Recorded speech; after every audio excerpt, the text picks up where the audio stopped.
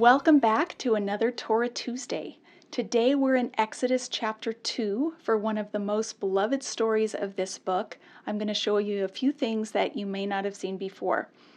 When Moses' mother gives birth to him, in verse 2, we're told that she saw that he was a fine child. And translators have tried to render this in different ways. Commentators talk about this in different ways. Later biblical interpreters reflect back on this. What was it that made Moses so beautiful? I think what's going on here is a clear connection to Genesis chapter 1. When God created all things, and after each thing that he created, he saw that it was good, ki tov. And here Moses' mother looks at him and she sees ki tov hu, that he is good. And I think we're supposed to see this in light of God's creative work in Genesis.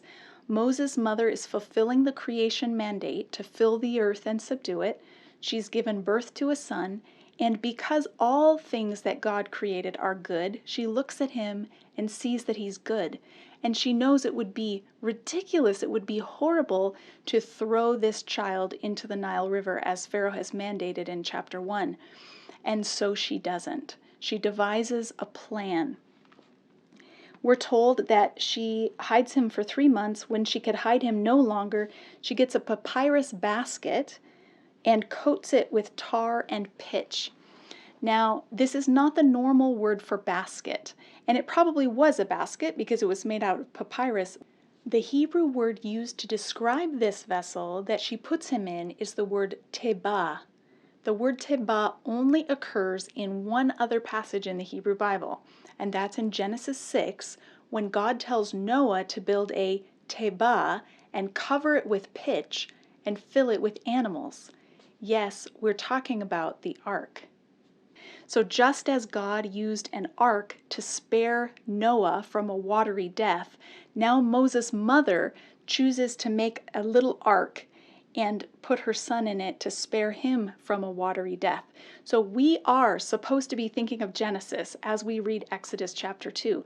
Moses' mother has already twice reminded us of the Genesis story.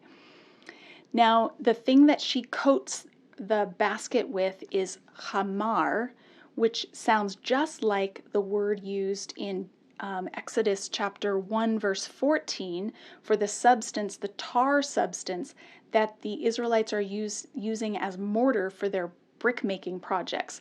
So there it's chomer, here it's chemar, so chemar, chomer.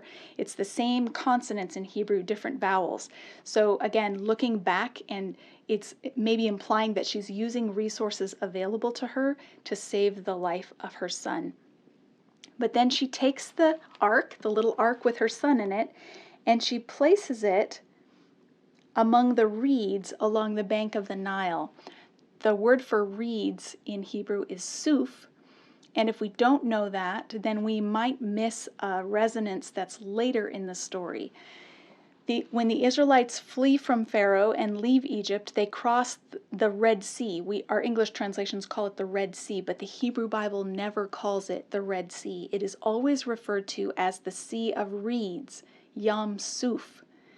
So Moses' mother puts him in an ark, reminding us of Noah, and then puts the ark among the reeds, reminding us or anticipating what's about to happen to the entire nation. Moses is in his own life reliving the story of God's deliverance from judgment and anticipating the story of God's deliverance from Pharaoh by escaping a watery death through the Sea of Reeds, in this case the river. The reeds of the river is where he's kept safe. Now, another interesting thing about Exodus chapter 2, at this point in the story, Moses' mother is not named and Moses is not named. It's just a mother and her boy son that we're told about.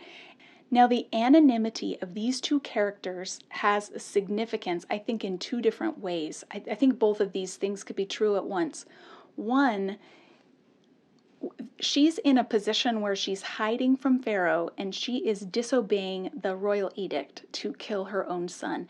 And so there's almost like a tiptoeing effect, like she doesn't The narrator doesn't want to reveal her name or the name of her son because their lives are hanging in the balance. If either of them are discovered, they could die.